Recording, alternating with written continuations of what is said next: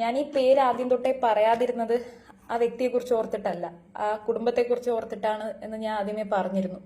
പക്ഷെ ഇങ്ങനെയുള്ള മാനുഷിക പരിഗണനയൊന്നും ഇവനെ പോലെയുള്ളവർ അർഹിക്കുന്നില്ല എന്നാണ് കഴിഞ്ഞ കുറച്ച് ദിവസത്തെ അനുഭവങ്ങൾ എന്നെ പഠിപ്പിച്ചത്. അപ്പൊ അതുകൊണ്ട് തന്നെ ആ പേരിനി പറയുന്നതിൽ തെറ്റില്ല എന്ന് തോന്നുന്നു.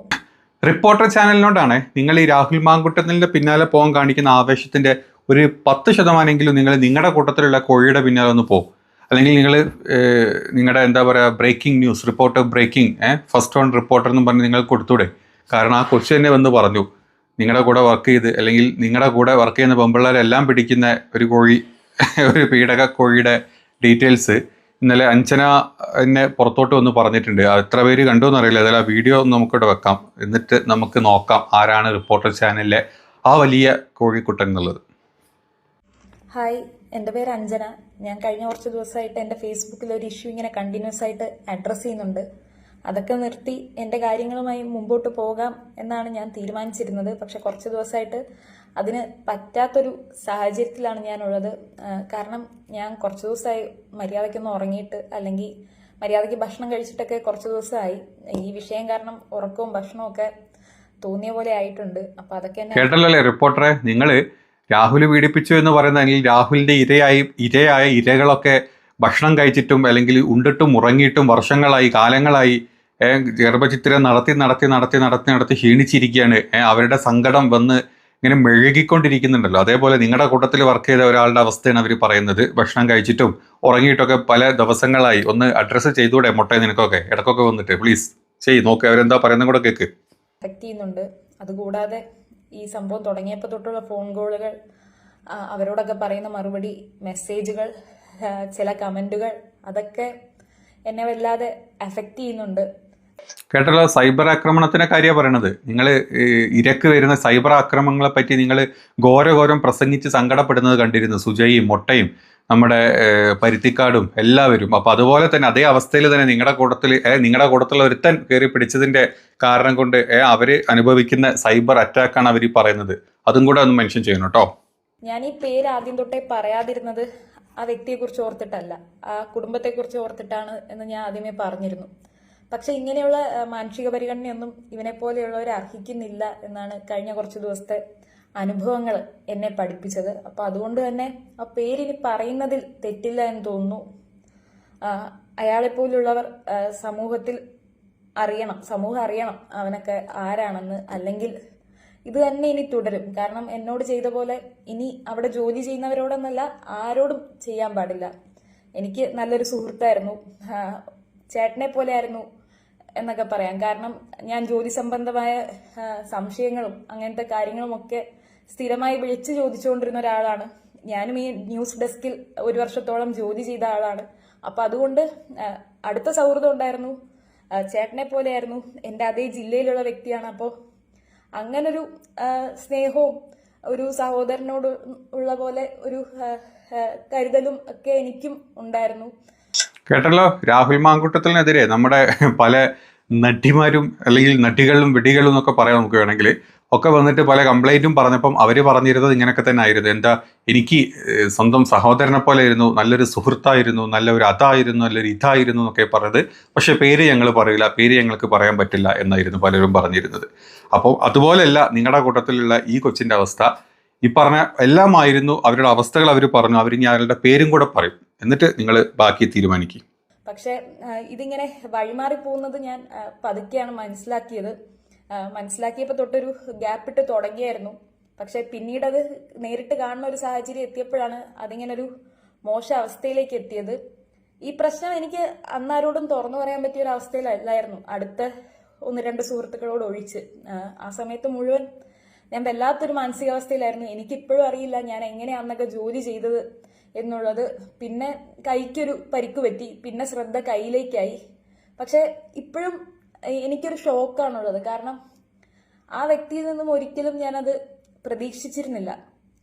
ഒരു സ്ട്രേഞ്ചർ ആയിരുന്നെങ്കിൽ ചിലപ്പോൾ ഞാൻ ഇത്രയും ഇമോഷണലി ബ്രേക്ക് ഡൗൺ ആവില്ലായിരുന്നു. ഇതൊക്കെ ആ സ്ഥാപനത്തിൽ പറഞ്ഞ പ്രത്യേകിച്ച് ഗുണമൊന്നും ഉണ്ടെന്ന് എനിക്ക് തോന്നുന്നില്ല. പറയാനായി ശ്രമിച്ചപ്പോൾ തന്നെ അവിടെ നിന്നും എന്നെ കുറ്റപ്പെടുത്തുന്ന രീതിയിലുള്ള പരാമർശമാണ് ഉണ്ടായത്. അപ്പൊ ഞാൻ അവിടെ വെച്ച് നിർത്തി. ഈ സംഭവം വിവരിക്കാനോ ഒന്നിനും നിന്നില്ല. പിന്നെ ഇങ്ങനെ അതെന്താണ് അരുണ, നീ തന്നെ കഴിഞ്ഞ ദിവസം വന്നിട്ട് വലിയ വലിയ പോസ്റ്റുകൾ ഇട്ടു. നിങ്ങൾ എല്ലാത്തിനും ഓപ്പൺ ആയിട്ടിരിക്കുന്ന ആളുകളാണ്, നിങ്ങളോട് എന്തോ ആർക്കും വന്നും പറയാം, നിങ്ങളുടെ സ്ഥാപനത്തിൽ അങ്ങനത്തെ ബുദ്ധിമുട്ടുകളൊന്നും ഇല്ല. അതിപ്പോൾ ഈ കൊച്ച് പച്ചക്ക് പറയുന്നത് നിങ്ങളുടെ സ്ഥാപനത്തിലൊന്നും പറയാൻ പറ്റില്ല, പറഞ്ഞു കഴിഞ്ഞാൽ പറഞ്ഞവനെ കുറ്റക്കാരിയാക്കുന്ന അല്ലെ കുറ്റക്കാരനാക്കുന്ന ഒരു പ്രത്യേകതരം ഓഫീസും അല്ലെങ്കിൽ ഒരു വർക്കിംഗ് എൻവയോൺമെൻ്റ് ആണ് നിങ്ങളുടെ സിസ്റ്റം അല്ലെങ്കിൽ നിങ്ങളുടെ ഓഫീസ് എന്ന് ഈ കൊച്ചു തന്നെ പറയുന്നത്. പിന്നെ എന്ത് മാങ്ങണ്ടിയാണ് നീ അവിടെ ഒന്ന് പറഞ്ഞിരുന്നത് മനസ്സിലാകുന്നില്ല. ഏതായാലും ഇപ്പം അടുത്ത ആ കുട്ടി പേരും കൂടെ പറയും, അതും കൂടെ കേട്ട് കഴിഞ്ഞാൽ നമ്മളെ അരുൺകുമാർ സട്ട കൊട്ടഞ്ഞ് എഴുന്നേക്കോ എന്നുള്ളത് നമുക്ക് നോക്കാം. തുടർച്ചയായി ഇങ്ങനെ ഓരോ രീതിയിൽ ഇങ്ങനെ സ്ഥാപനത്തിൽ നിന്ന് ഉപദ്രവിച്ചു തുടങ്ങിയപ്പോഴേക്കുമാണ് ഞാൻ രാജിവെച്ചത്.